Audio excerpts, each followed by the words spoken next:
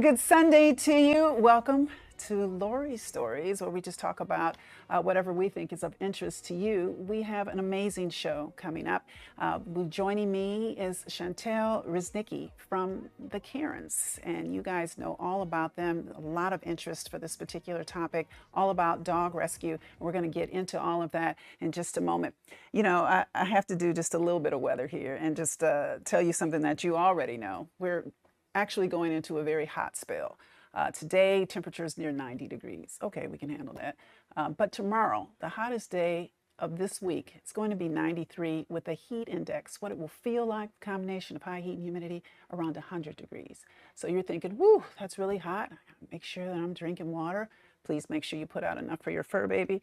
But what about those animals that are chained up or are just left to be neglected?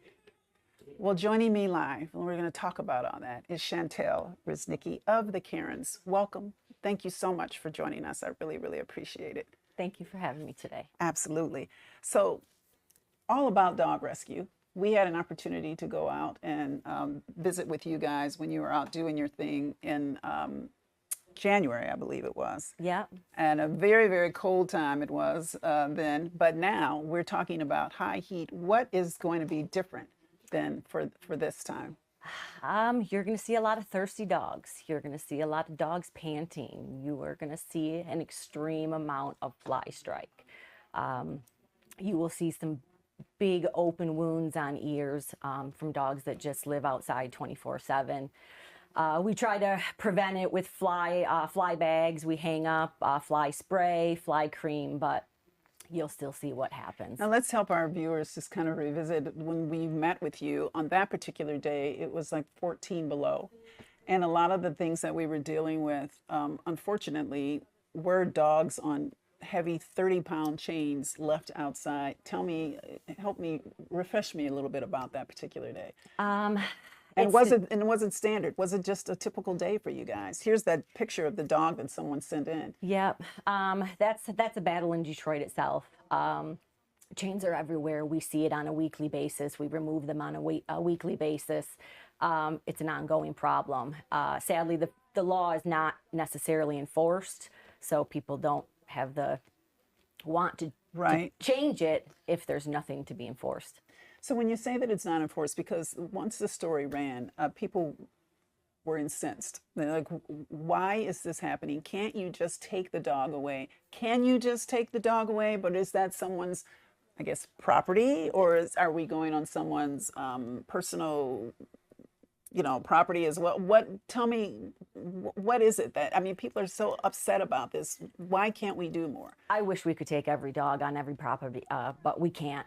Legally, dogs are property, so you have to go through kind of series of steps if the animal needs to be removed.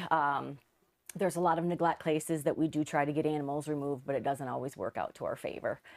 Sometimes there is animals that just need to be removed on the spot to get emergency care, and we do that. So I saw you there with your partner, Melanie. Give me a little bit, or tell our viewers just a little bit of your background. What is it about this that makes you so passionate? I started out working at Detroit Animal Care and Control. The amount of dogs that come in that lose their families, that lose their house, that run away, that are surrendered because they don't have food, it's heartbreaking. And after 2 years of working at Animal Control, I thought that the need for me on the outside, we could probably make a little bit more things happen. So we had started an organization, and here we are 3.5 years later. But was it difficult to get people interested in it? I mean, you're going out because people are being neglectful and abusing. I think it's abuse for their animals, especially when you're leaving them out in weather that you yourself would not be out in. How difficult was it to get other people to be on board with you? Sometimes it is and sometimes it's not. We have a lot of people that are receptive because we are giving them supplies and tools to be a good dog owner. Not everybody has $200 for a dog house. Not everybody has $30 for a secure tie out. So we try to provide those. That's how we build a relationship with these people, is there's no judgment. We just want to help you and your dog. And that's what I wanted to ask you about. I mean, just on the time, I think we may have spent 4 hours out with you, and we're going out again with you tomorrow. How do you separate your emotions from what you see? I mean, I know that I just felt great sadness for the dog. I felt anger, like, okay, we're going to help you, but you go back inside into a nice, warm, and in tomorrow's incident, it'll be a nice, cool house. How do you separate that? What is it that you tell yourself? And you can't help every dog. You can't. We have to thrive for better, even if it's a little bit better. Every visit to a house or every visit to a dog, you just thrive for better. Each time you go for a little more, and in hopes of one day getting that dog inside with a crate. So the dogs and the owners that you help, how do people reach out to you? I mean, how do you know about? Now, I have to say that one of the opportunities that we saw, we were just at one of the houses with you. I think that you had turned one of the chains into just a regular tie out, giving a dog relief. And then we saw another dog up the street, and you're like, hey, we got to go get that dog. Is that what normally happens? It does.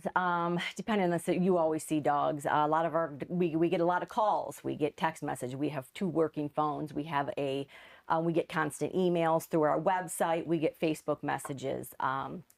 People call themselves just looking for assistance.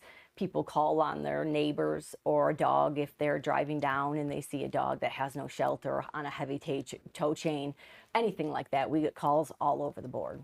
Now, I know, though, that you said that, because you can't help every dog, like you might see a dog that's somewhat healthy versus a dog that's really, really sick. How do you differentiate between the two? Are you looking at the age of the dog or the location or the setting that the dog is in? What is it that stands out to you?